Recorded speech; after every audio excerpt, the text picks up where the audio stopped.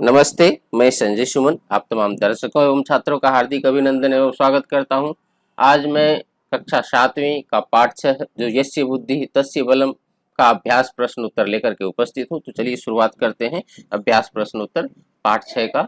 इसमें प्रथम प्रश्न है पाठम पठित्वा वदंतु लिखंतु च आम अथवा न।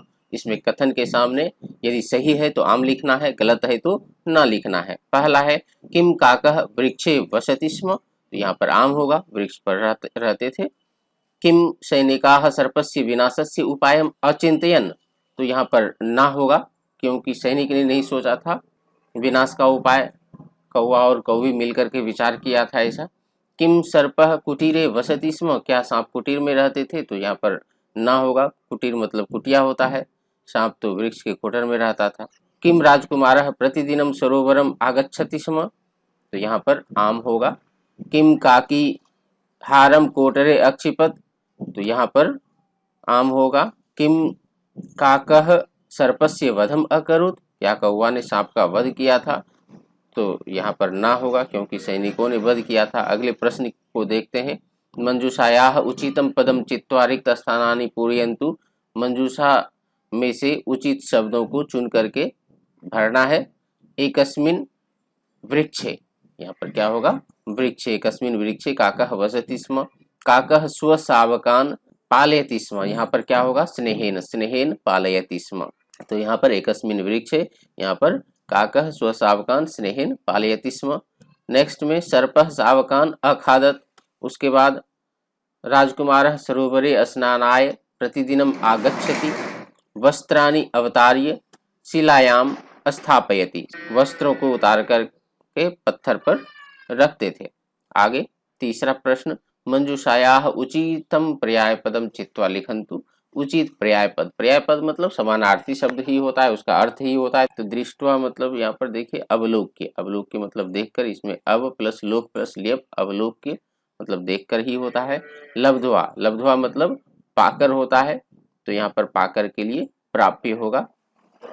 गृहीत्वा, गृहीत्वा मतलब नीत्वा, इसका पर्यायपद नीत्वा। सर्पः, सर्पः का भुजंगः पर्यायवाचक शब्द है, भुजंगः मतलब सांप होता है। समीपम का पार्श्वम, पार्श्वम मतलब में समीप होता है। आगे बढ़ते हैं अगले प्रश्न की ओर। एतेषां प्रश्नानाम उत्तराणि एक पदेन वदन्तु लिखन्तु च, इन प्रश्नों के उत्तर एक पद में, ध्यान रहे एक पद वाले उत्तर का एक ही शब्द में उत्तर देना है। तो इसका क्या उत्तर होगा, काकः काकी च कान स्नेहेन पालयतः स्म, तो शावकान होगा इसमें। दूसरा प्रश्न, सर्पः कान अखादत, सांप ने किसको खाया, तो यहाँ पर भी शावकान ही होगा, अर्थात पक्षी शावकान, पक्षी के बच्चों को। राजकुमारः कुत्र वस्त्राणि स्थापयति स्म, तो यहाँ पर शिलायाम, शिला पर। काकी चंचवा किम धृत्वा कोटरे क्षिपति, तो यहाँ पर हारम होगा। सैनिकाः काम अनुसरन्तः अगच्छन्, सैनिक किसको, किसका अनुसरण करते हुए आ गए, तो यहाँ पर काकिम, कौवे का पीछा करते हुए सैनिक आया। सैनिकाः कोटरे कम अपश्यन्, तो यहाँ पर कृष्ण सर्पम, काले सांप को देखा। अगले प्रश्न की ओर बढ़ते हैं। एतेषां प्रश्नानाम उत्तराणि पूर्ण वाक्येन वदन्तु लिखन्तु च, इसका उत्तर लिखा हुआ है। सर्पः शावकान् दृष्ट्वा किम अचिंतयत्, सर्प ने शावक, पक्षी शावक को देख करके क्या सोचा, तो सर्पः शावकान् दृष्ट्वा अचिंतयत्, सांप ने शावक को देख करके सोचा। अहम अवसरम लब्ध्वा अवश्यमेव एतान शावकान खादिष्यामि, मैं अवसर पाकर के अवश्य ही इस बच्चों को खा जाऊंगा। कः सर्पस्य विनाशस्य उपायम अचिंतयत्, तो काकः सर्पस्य विनाशस्य उपायम अचिंतयत्, कौवा ने सांप के विनाश का उपाय सोचा। सर्पम मृतम दृष्ट्वा काकः काकी च कीदृशौ अभवताम, सांप को मरा हुआ देखकर कौवा और कौवी कैसा अनुभव किया, तो सर्पम मृतम दृष्ट्वा काकः काकी च निश्चिन्तौ अभवताम, निश्चिंत हो गए दोनों। के सर्पस्य वधम अकुर्वन्, यहाँ पर सैनिकाः सर्पस्य वधम अकुर्वन्। वृक्षस्य कोटरे कः वसति स्म, तो वृक्षस्य कोटरे एकः कृष्ण सर्पः वसति स्म। आगे स्थूल पदम आधृत्य प्रश्न निर्माणम कुर्वन्तु, स्थूल पद के आधार पर, जो मोटे अक्षर में लिखा हुआ है उसके आधार पर प्रश्नवाचक शब्द को रखना है। तो देखिए इसे कैसे बनाना है, काकः काकी च कुत्र अवसताम, वृक्ष के जगह पर, और जो है प्रश्न के शब्द उसको उसी प्रकार से केवल कॉपी करके रखना है, और वृक्ष इसके लिए आपको कुत्र, तो काकः काकी च कुत्र अवसताम, कौवा और कौवी कहाँ रहते थे, तो वृक्ष यह स्थानवाचक शब्द है इसलिए यहाँ पर कुत्र होगा। काकः विलापम कुर्वन्तीम काकीम अपश्यत, काकीम इस शब्द के लिए प्रश्नवाचक शब्द देना है, स्त्रीलिंग है इसलिए यहाँ पर किम शब्द रूप का काम होगा द्वितीय एक वचन में। काकः विलापम कुर्वन्तीम काम अपश्यत, राजकुमारः प्रतिदिनम सरोवरम आगच्छति, राजकुमारः ये प्रथमा विभक्ति एक वचन में है, पुल्लिंग शब्द है इसलिए यहाँ पर कह होगा, कह प्रतिदिनम सरोवरम आगच्छति। फिर काकी हारम अनयत, काकी प्रथमा, जैसे ये प्रथमा पुल्लिंग एक वचन उसी प्रकार से ये प्रथमा स्त्रीलिंग एक वचन, तो इसलिए यहाँ पर का होगा।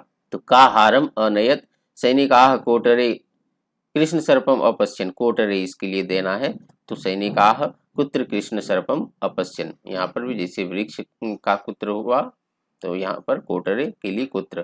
कृष्ण सर्पम मृतम दृष्ट्वा काकः काकी च निश्चिंतो अभवताम, तो यहाँ पर काकः काकी दोनों के लिए देना है, तो कौ द्विवचन में है इसलिए कौ, कृष्ण सर्पम मृतम दृष्ट्वा कौ निश्चिंतो अभवताम। बढ़ते हैं अगले प्रश्न की ओर। अगला प्रश्न है कथाक्रमानुसार लिखन्तु, कथाक्रम के अनुसार से इसे अरेंज करना है।